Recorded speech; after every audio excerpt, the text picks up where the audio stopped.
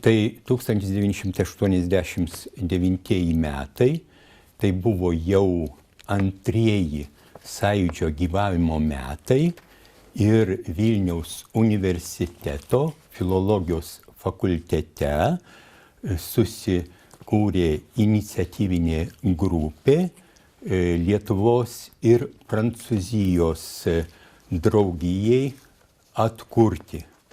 Šiame susirinkime, kuris vyko 1989 metų kovo 15 dieną, dalyvavo 20 asmenų ir šiame susirinkime buvo aptarti ir priimti asociacijos įstatai, nors iš pradžių buvo galvojama atkurti tarpukario Lietuvoje veikusią Lietuvos ir Prancūzijos draugiją, bet buvo išsiaiškinta, kad gali kilti sunkumų ją įregistruojant. Ir todėl buvo pasirinktas Lietuvos ir Prancūzijos asociacijos pavadinimas. Taip pat šiame valdybos posėdyje buvo kalbėta apie Prancūzijos revoliucijos 200 metų jubiliejui skirtą konferenciją. Buvo patvirtinta tos konferencijos darbotvarkė. Buvo numatyta, kad pagrindinį pranešimą skaitys asociacijos prezidentas prorektorius profesorius Rolandas Paviljonis, kad istorikas profesorius Dundulis padarys pranešimą Napoleonas ir Lietuva, kad docentas Jankūnas skaitys pranešimą prancūzų kalba Lietuvoje. Prieš 35 metus pasinėriau į žodynų rengimo darbą. Ir patekau į šį darbą pakviestas akademiko Bražiūno, kai buvo pradėtas rengti radioelektronikos penkiakalbis terminų žodynas. Mane pakvietė kaip prancūzų kalbą mokantį žmogų. Ir per tuos metus parengiau su kolegomis, su bendraautoriais 15 žodynų. Iš jų gana stambius. Vienas iš tokių yra fizikos terminų žodynas su 20 000 lietuviškų terminų, kuriame prancūzų kalbą asmeniškai sutvarkiau, įvesdamas į duomenų bazę 33 000 prancūziškų terminų. Le français est toujours présent dans ma famille. Une de mes petites filles est traductrice anglais-lituanien, français-lituanien, inversement. Et il est naturel qu'elle parle bien français. Une autre petite fille, élève du lycée de Vilnius, a choisi le français comme la deuxième langue étrangère. Elle fréquente les cours à l'Institut français et son vœu est de parler couramment en français.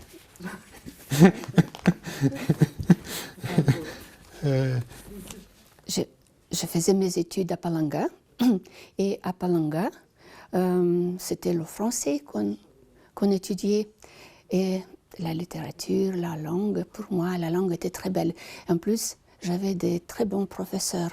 Je suis allée en France comme interprète pour quelques groupes. Ensuite, je suis allée au stage dans une école très grande privée, à Tismons, dans la région parisienne.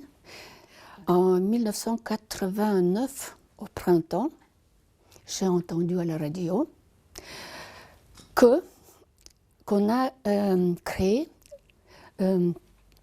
l'association Lituanie-France, enregistrée près des affaires étrangères à Vilnius, et on a donné la personne à contacter. C'était M. Dumbliauskas. Je l'ai appelé immédiatement parce que j'attendais. Je voulais qu'à Kaunas, il y ait un club de francophones ou quelque chose comme ça. J'ai travaillé à cette époque-là aux éditions des manuels français. J'ai rédigé des manuels de français. Et quand j'ai vu M. Dumbliauskas, on a discuté avec lui comment agir. On a commencé à visiter les écoles, à connaître les professeurs de français, à faire des listes des écoles, des élèves patriotes. Et le français, pour moi, c'était comme une lumière ou quelque chose qui était à moi. Bien sûr, la langue est très, très belle. Parfois, les personnes me disent, même aujourd'hui, donc tu connais la plus belle langue du monde. Ça me fait rire un peu. Voilà, c'est comme ça. Man prasidėjo Sibire, kada 5 klasę mokyti atėjo labai jauna, graži prancūzų kalbos mokytoja. Ir ji pradėjo mums pasakoti apie Carmen. Bet ji pati buvo kaip Carmen. Ir aš įsimylėjau Prancūziją, prancūzų kalbą. Ir mano buvo tada svajonė nors vieną naktį pastovėti prie katedros Paryžiuje. Bet būdamas Sibire, tai buvo tokia svajonė, kaip nuskristi Mėnulį. Pati pradžia buvo labai gausi, kadangi susirinkdavo ir seni Kauno inteligentai, kurie dar išlikę buvo nuo prieškario. Ir buvo dar visgi keletą mokyklų, kur dėstė prancūzų kalbą Kaune. Ir studentai. Ir salės būdavo sausakimšos. Bet dabar ta tradicija išliko ir renginiuose, pas mus į renginius vis tiek renkasi labai daug, kurie net galbūt ne visi ir labai moka prancūzų kalbą, bet jau išsiugdė toks noras lankytis ir kažkiek tai priartėti prie tos prancūzų kultūros. Tai taip, svarbiausiai mūsųgi pradžia prasidėjo, kaip iš tuometinio Leningrado, dabartinio Sankt Peterburgo atveždavo prancūziškus filmus. Mes žiūrėdavom prancūzų kalba įrašytus prancūziškus filmus. Tai mums buvo pirmas langas į prancūzų kultūrą. Prasidėjus atgimimui, aš jau vėl pradėjau svajoti apie tai, kad yra galimybė nuvažiuoti į Paryžių. Aš sakiau, man užtenka valandą pastovėti prieš katedrą. Aš stovėjau ne valandą. Aišku, apsiverkiau stovėdama. O įėjus į katedrą aš pirmą kartą labai nusivyliau. Nes tai buvo sumaištis, turistų daug, tamsu. Aš nemačiau nieko sakralaus. Antrą kartą nuvažiavusi į Paryžių, aš nuėjau jau be jokių turistinių grupių. Aš nuėjau viena į tą katedrą. Ir aš tada tikrai pamačiau visos katedros sakralumą, šventumą, ir kurį aš tikrai dabar turiu išsivežusi iš antro vizito į Paryžių. La première personne qui a parlé en français devant moi, c'était mon oncle Vincas Bazilevičius. Il avait terminé les études de français à l'université Vytautas Magnus et il avait traduit le père Goriot de Balzac. C'était le premier et le dernier livre, car ensuite, c'était le goulag de prisonniers politiques, et donc sa vie a été cassée. J'ai l'impression, maintenant, même en organisant les manifestations, que je travaille toujours en son honneur ou pour le commémorer. C'était un personnage unique. Il a passé 9 ans au Goulag, car il était un des chefs de la résistance intellectuelle, avec le poète Antanas Miškinis. Il est devenu le prisonnier politique. Et à cette époque, on déportait d'habitude les familles des prisonniers politiques. Donc en 1948, ma grand-mère, ma mère, mon frère qui avait 4 ans et moi qui avait 2 ans, on nous a déportés en Sibérie. Et juste à la fin de la déportation, en 1957, l'oncle a purgé sa peine. Donc c'était déjà après la mort de Staline, 4 ans après sa mort. Il y avait beaucoup de gens libérés. Donc il est revenu chez nous. Ses souvenirs étaient affreux, vraiment. C'était à Norilsk, dans les mines de charbon. Il a travaillé. Et je lui ai posé les questions, comment tu as pu quand même supporter? Pour moi, c'était quelque chose d'insupportable, c'est-à-dire de pas imaginable. Il a dit, j'ai tout supporté car j'ai beaucoup aimé, et j'aime toujours ma Lituanie et aussi les souvenirs de France. Et il a commencé à parler de Nancy, où il a fait l'université d'été, et d'une semaine à Paris. Donc pour lui, c'était un conte de fées, c'était ses souvenirs qu'il chérissait beaucoup. Je dis, le français, la langue, elle est belle, elle est très belle. Alors tu peux me dire une phrase? Non, je ne vais pas te dire une phrase, mais je vais te chanter une chanson. Il a commencé à chanter dans le jardin de mon père, les lilas ont fleuri. Et quand j'ai entendu cette chanson, c'était quelque chose de miraculeux. C'est surtout le refrain auprès de ma blonde qu'il fait bon, fait bon, fait bon. Et c'était tout. Donc il m'a contaminé tout d'un coup. Et quand nous sommes revenus, donc lui, il est revenu en France, excusez-moi, en Lituanie, mais il n'a pas pu habiter à Kaunas car les anciens prisonniers politiques étaient d'habitude envoyés dans la province. Lui, et il n'a pu jamais enseigner le français ensuite. Comme il était ancien prisonnier politique, il n'a jamais eu la possibilité d'enseigner. Je suis venue ici, à côté, à l'université de Vilnius, et mon premier professeur était Nijolė Teiberėnė. Ensuite, avec elle, on était aux origines aussi de l'association Lituanie-France. Elle adorait le français aussi, elle était de Kaunas. La même contamination incurable ou inguérissable. C'est quand le français atteint une personne, il n'y a pas de possibilité de guérir. Prasidėjo tai nuo Lietuvos tarybiniais laikais. Mokyklose 4 klasę baigiai, 5 klasėje prasideda užsienio kalba. Reikia pasirinkti anglų, vokiečių ar prancūzų. Kažkaip man jau tada skambėjo prancūzų kalba maloniau, švelniau. Na ir aš pasirinkau prancūzų kalbą. Mokiausi mokykloje prancūzų kalbą. Buvo labai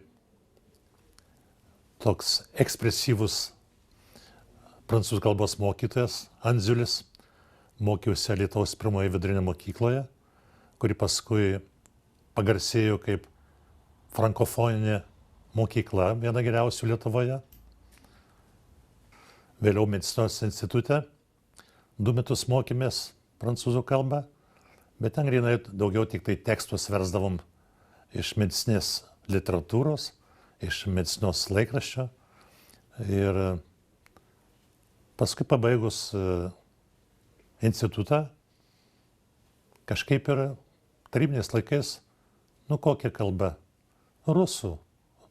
Nebuvo jokio šansų važiuoti, kažkaip mokytis užsienio kalbą kitą, nes sienos uždarytos. Bet vėl Lietuvai tapus nepriklausomai, viena docentė mano, kuri ligoninėje kartu su manimi dirbo, ir jinai sudalyvavo pirmoji Kalėdų vakaronėje veterinarijos akademijoje su pirmoju ambasadoriumi Filipu Desurmenu. Ir grįžusi iš tos vakaronės, jinai buvo sužavėta taip gražiai praėjo, ambasadorius toks malonus, toks puikus, toks nuotaikingas. Daktarė, mokykitės ir jūs prancūzų kalbą. Mokykitės tą, ką mokat, ką turėjote pagrindus. Na ir pradėjau mokytis prancūzų kalbą 92 metais. Prancūzų kalba į mano gyvenimą atėjo nuo paauglystės mano. Kai mano vyresnis brolis, jis mane labai globojo. Ir kai buvo antroji sovietinė okupacija, jau grėsė, jis nenorėdamas pakliūti į sovietų armiją, išvažiavo iš Lietuvos su draugais, jis buvo studentas Kaune. Išvažiavus mes apie jį ilgai nežinojom, bet kadangi Paryžiuje gyveno mamos sesuo, Tante Monique, mūsų teta, tai jį paskui parašė laišką, kad Jurgis, mano brolis, atsidūrė Paryžiuje. Ir nuo to laiko, aišku, kaip vienintelis brolis mano, tai man labai sukėlė Prancūzija sentimentus didelius, aišku, suprantama. Ir aš tada pradėjau domėtis labai, žavėtis prancūzų kalba, prancūzų kultūra ir panašiai. Ir prisimenu, labai seniai tas buvo, kokiais 60 metais, kai Maskvoje buvo prancūzų paroda, pirmoji turbūt paroda Sovietų Sąjungoje. Tai aš važiavau tiesiog kaip lyg tai aš susitiksiu su savo broliu. Taip, man buvo nuostabu. Ir toj parodoj Maskvoje tai buvo kažkas nepaprasto. Ten, reiškia, čia buvo taip viskas pilka Sovietų Sąjungoje, taip viskas buvo niūru. Ten nuvažiavus ir žmonės kiti, kurie ten dirbo, tose, reiškia, parodoje, ir to eksponatai įvairūs. Atsimenu, kaip rusai tai tiesiog išprotėjo tenai. Jie puolė, kvėpino žmonės kvepalais tenai, prancūziškais kvepalais. Eilė didžiausia stovėjo ir visi tiesiog, reiškia, puolė pasikvėpinti. Reiškia, sovietiniais metais buvo labai sunku išvažiuoti tenai. Nieko neleisdavo. Bet jau kada vėliau, jau, reiškia, atšilimas tas buvo, tai galima buvo pas artimiausius giminės, reiškia, išvažiuoti. Labai su nekantrumu laukiau, metus kokius reikėjo laukti. Gavau teigiamą atsakymą. Toks buvo, reiškia, džiaugsmas, tai neišpasakytas, tiesiog kažkas nepaprasto. Aišku, nuvažiavus ten tai buvo tiek emocijų. Gare du Nord Paryžiuje, reiškia, žiūriu pro langą, kadangi nuotraukas siųsdavo anksčiau, jau tai aš pažinau iš veidų jos. Žiūriu, stovi Tante Monique, Jurgis, Madeleine, jo žmona, paskui Jean-Luc, Ariane, visi išsirikiavę ir laukia. Ir puolėm viens kitą į glėbį ten ir, žodžiu, buvo labai daug emocijų. Tai va tokie. Ir prancūzų kalbą visą laiką domiuosi, dabar prancūzų asociacija čia, žodžiu, nuo pat pradžių dalyvauju joje. Tai buvo, toks gyvenimas buvo. Tai, geležinė uždanga, rideau de fer, buvo uždaryta viskas.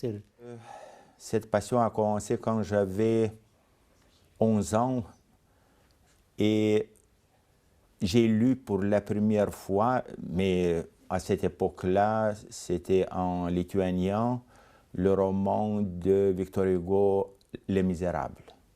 Voilà, et quand j'avais déjà 12 ans, à l'école, j'ai dû à étudier la langue étrangère. À cette époque-là, à Pasvalis, où je faisais mes études, il n'existait qu'une langue étrangère.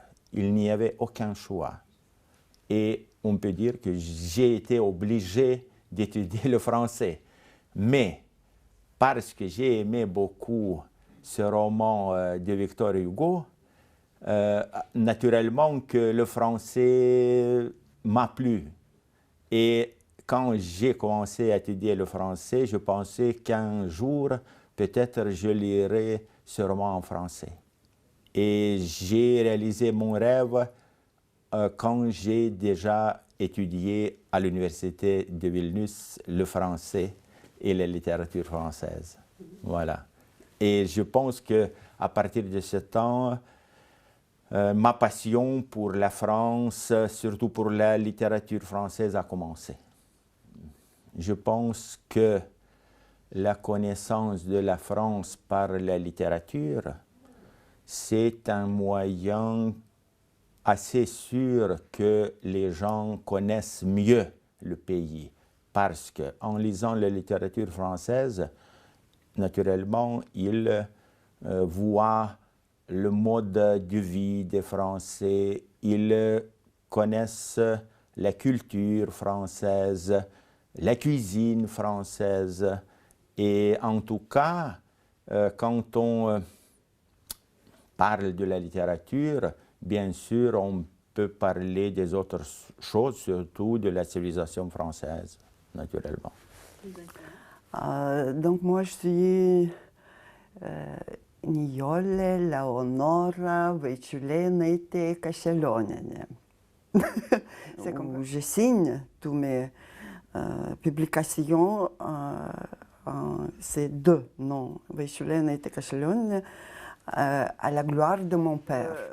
Oui, j'étais professeur de la littérature, comme on peut dire, générale et comparée, et littérature française aussi. J'ai enseigné de longues années, donc la littérature, comme nous avons appelé universelle, aux étudiants en langue et littérature lituanienne, ainsi qu'aux étudiants de romanistes. Tout d'abord, j'ai fait mes études à l'école secondaire de Kretinga, où une langue étrangère était enseignée, le français. Et puis, c'est surtout mon père qui a eu sa formation, bien sûr, avant la Deuxième Guerre mondiale, donc dans la Lituanie libre, et qui avait des idées, une idée assez optimiste que cette époque sombre du soviétisme en Lituanie, elle va passer. Et puis, comme moi je faisais du sport, je faisais du basket, et de mon jeune âge, j'avais une occasion de voyager quelque part à l'étranger, mais pas dans les pays capitalistes, bien sûr, mais dans les pays du champ socialiste. Mais quand même, on rencontrait des gens avec qui on pouvait parler français aussi.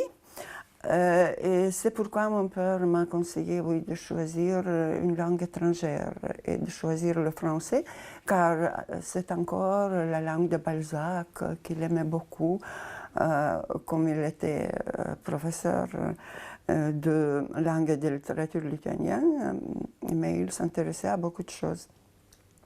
On n'espérait pas de venir en France, d'aller en France, c'est quelque chose, oh non, c'est du domaine des rêves.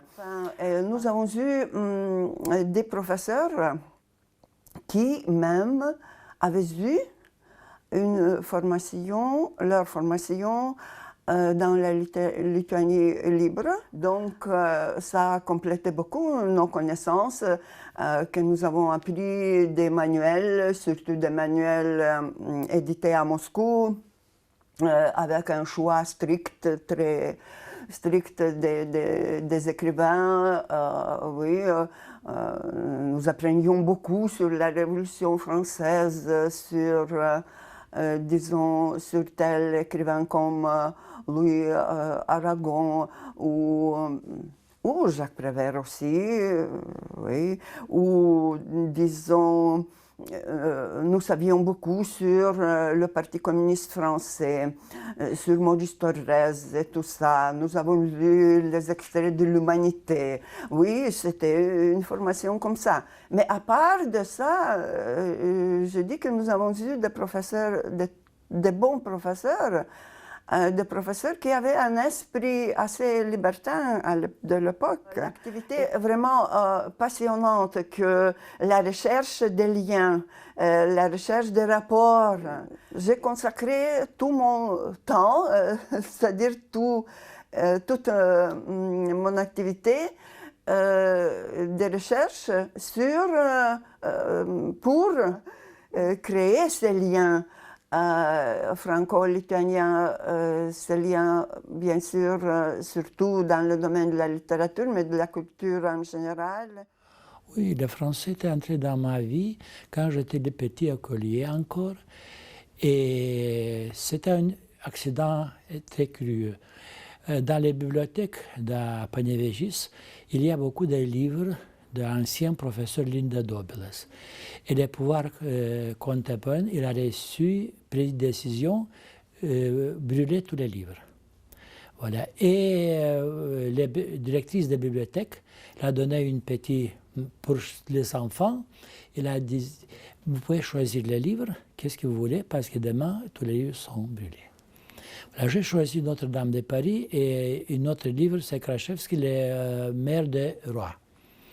Voilà. Et quand j'ai lu ce livre en lituanien, c'est une grande impression laissée les chimères, les Quasimodo, et Esmeralda et tous les acteurs. Et j'avais envie, c'était une icône bleue, un jour peut-être rentrer à Paris pour regarder et voir Notre-Dame.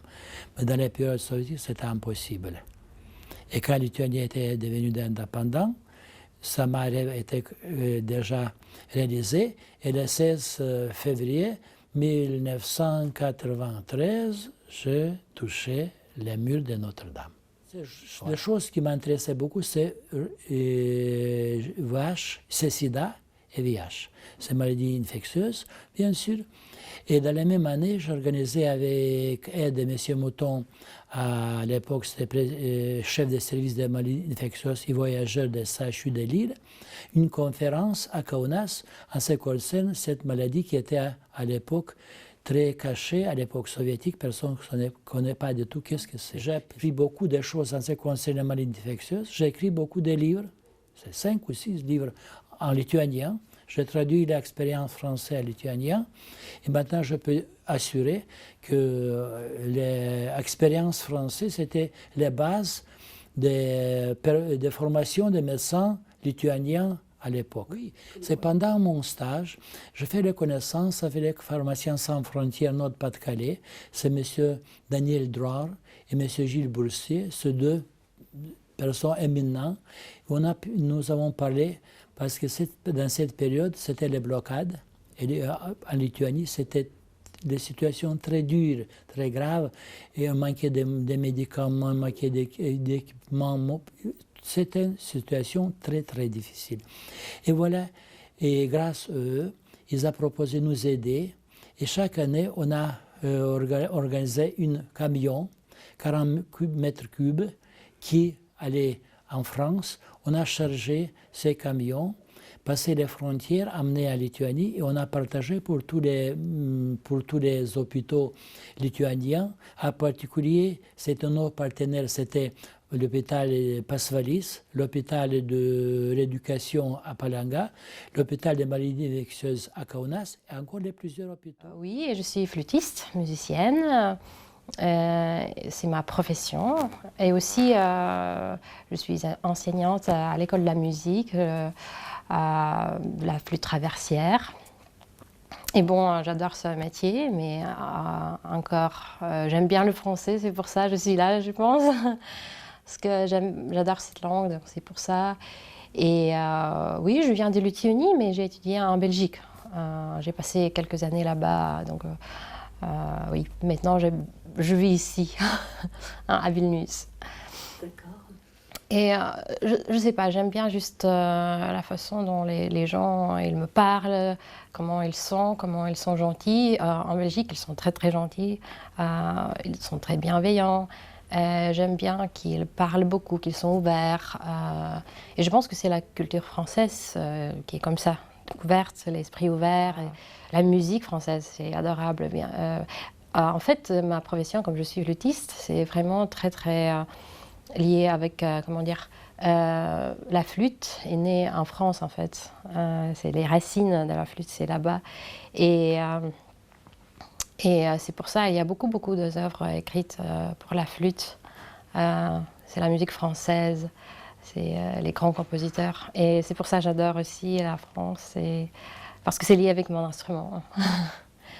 Voilà.